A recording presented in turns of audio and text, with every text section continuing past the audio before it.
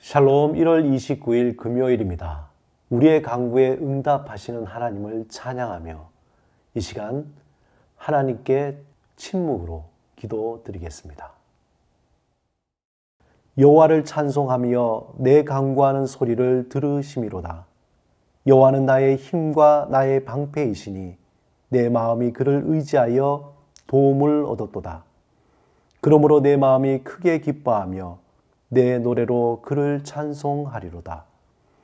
여호와는 그들의 힘이시오 그의 기름 부음 받은 자의 구원의 요새시로다.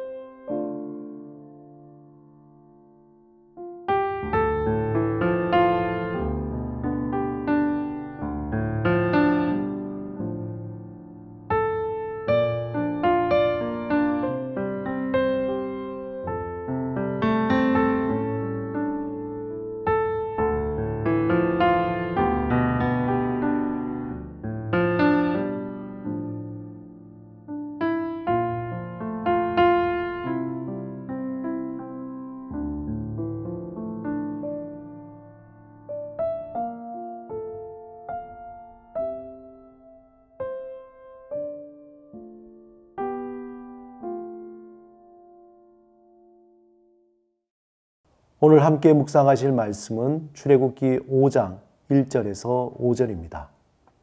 이 말씀을 통해 하나님이 우리에게 주시는 음성을 듣겠습니다. 그 후에 모세와 아론이 바로에게 가서 이르되 이스라엘의 하나님 여호와께서 이렇게 말씀하시기를 내 백성을 보내라.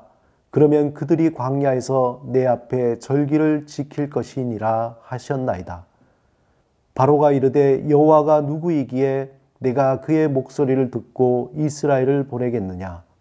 나는 여호와를 알지 못하니 이스라엘을 보내지 아니하리라. 그들이 이르되 히브리인의 하나님이 우리에게 나타나셨은즉 우리가 광야로 사흘 길쯤 가서 우리 하나님 여호와께 제사를 드리려 하오니 가도록 허락하소서. 여호와께서 전염병이나 칼로 우리를 치실까 두려워하나이다. 애굽 왕이 그들에게 이르되 모세와 아론아 너희가 어찌하여 백성의 노역을 쉬게 하려느냐. 가서 너희의 노역이나 하라. 우리의 삶의 일을 크게 네 가지로 나눌 수 있습니다. 급하고 중요한 일, 또 급하지 않지만 중요한 일, 또 급하지만 중요하지 않은 일, 넷째, 급하지도 중요하지도 않은 일입니다. 오늘 본문에서 두 사람이 같은 일을 두고 두 가지 입장을 보이고 있습니다.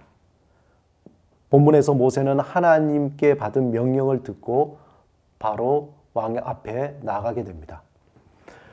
모세에게 하나님의 명령은 급하고 중요한 일입니다.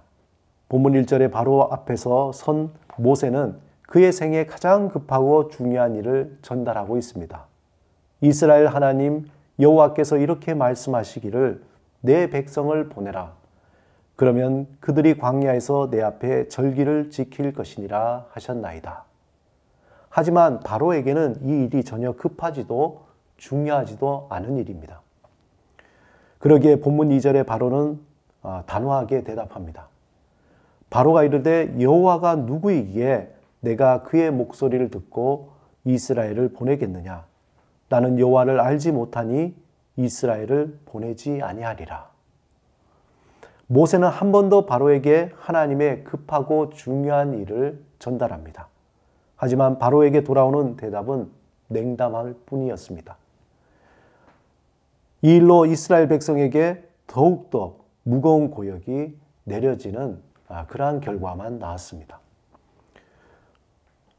이 일로 모세는 이스라엘 백성에게 극심하게 비난을 받게 되는데 모세의 말에 하나님을 믿고 경배하며 말씀을 따랐던 사람들은 자기에게 다가오는 고통의 무게가 무거워지자 마음과 태도가 변하게 된 것입니다. 그리고 가장 가치 있는 일을 두고 최선이 아닌 차선을 선택하고자 한 것입니다. 애굽에서 노예로 고통스러워 하나님께 부르짖었던 그들의 간구가 응답되었음에도 불구하고 자신들에게 닥친 고통으로 그 응답을 거부하고 차선을 선택하게 됩니다. 사단은 항상 우리의 믿음의 눈을 어둡게 하고 믿음의 판단을 흐리게 합니다. 사탄은 온갖 수단을 써서 하나님의 그 중요한 일을 선택하지 못하도록 또 차선을 선택하도록 유혹합니다. 우리가 가야 할 믿음의 여정에서 사단의 미혹은 하나님의 중요한 것을 선택하지 않고 급하지도 중요하지 않는 일에 몰입하며 그것에 괴로워하고 혼란스럽도록 우리를 미혹합니다. 그러므로 우리에게 지금 눈에 보이는 어려움이나 너무도 무거운 삶에 짓눌려 잘못된 선택을 이겨내기 위해서 믿음의 통찰력이 필요합니다. 사도행전 20장에 보면은 바울이 예루살렘을 향하 떠나려고 하자 에베소 교회 장로들은 그를 강하게 말리며 떠나지 못하도록 반대하고 있습니다. 23절 24절에 보면 오직 성령이 각 성에서 내게 증언하여 결박과 환난이 나를 기다린다 하시나 내가 달려갈 길과 주 예수께 받은 사명 곧 하나님의 은혜의 복음을 증언하는 일을 마치려 하면은 나의 생명조차 조금도 귀한 것으로 여기지 아니하노라. 바울은 그렇게 말리는 장로들을 뿌리치고 예루살렘을 향하고자 결단하고 이러한 고백을 하게 된 것입니다. 바울은 비록 그가 가는 길에 피할 수 없는 고난이 있음에도 불구하고 믿음의 통찰력으로 그 고난을 피하는 것이 아니라 그 고난을 뚫고 나가려고 한 것입니다. 그 고난에 맞서는 힘은 자신에게서 오는 것이 아니라 오직 하나님께로부터 오는 것을 알기 때문에 믿음으로 자신에게 주어진 사명, 차선이 아닌 최선을 선택했습니다. 모세는 하나님께 받은 사명이 있었습니다. 그 사명은 이스라엘 백성을 애굽에서 하나님이 주신 젖과 꿀이 흐르는 가나안 땅으로 인도하는 것입니다.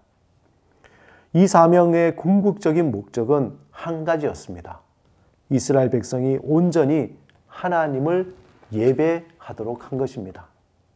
모세는 그에게 어떤 시련이나 비난이나 고통이 밀려와도 하나님이 주신 그 사명에 순종하며 차선이 아닌 최선을 선택했습니다. 하나님은 우리를 그의 자녀로 부르시고 이 땅에서 순종해야 할 사명을 주셨습니다. 그 사명은 우리의 삶의 자리에서 하나님의 자녀로 살아가는 것입니다. 비록 그 길이 순탄하지 않고 험난하지만 그 마지막에 나타날 영광이 지금 현재 세상의 고난과 비교할 수 없다는 것을 우리의 믿음의 눈으로 보는 것입니다. 말씀을 읽고 묵상하는 것에 게으르지 않고 하나님과 대화하는 그 경건의 훈련, 그것을 통해서 우리의 믿음의 통찰력이 흐려지지 않도록 늘 정진해야 합니다. 모세는 온갖 고난과 위협과 위기 속에서 하나님을 전적으로 신뢰하며 의지하며 그에게 주어진 사명을 감당하며 놀라운 영적인 통찰력을 가졌습니다. 그는 하나님이 주신 사명을 온전히 감당하며 자신이 어떤 존재인지 분명히 알게 된 것입니다. 그는 하나님이 주신 사명에 순종하면서 하나님과 마치 친구처럼 대면하는 그러한 삶으로 변화되었습니다. 우리에게 주어진 일상에서 하나님의 말씀을 따라 살아가기 위해서 고군분투하는 가운데에 우리에게는 이전에 없었던 영적인 근육이 생겨나게 되고 우리는 영적인 눈이 뜨이게 되며 우리에게 영적인 통찰력이 생겨나게 되는 것입니다. 하나님이 주신 중요한 일을 선택하시기 바랍니다. 차선이 아닌 최선을 선택하시기 바랍니다. 하나님이 주신 말씀에 순종하시기 바랍니다. 또한 하나님을 온전히 예배하는 삶을 살아가시기 바랍니다. 그 삶을 통해서 하나님은 우리에게 풍성하고 복된 삶을 우리에게 허락해 주실 것입니다. 함께 기도하시겠습니다. 주님, 우리의 삶을 주님께 드립니다. 우리와 함께 하시며 우리의 모든 삶을 통해 하나님의 이름이 높임을 받으며 하나님의 영광이 드러나게 하옵소서. 예수 그리스도 이름으로 기도드립니다. 아멘.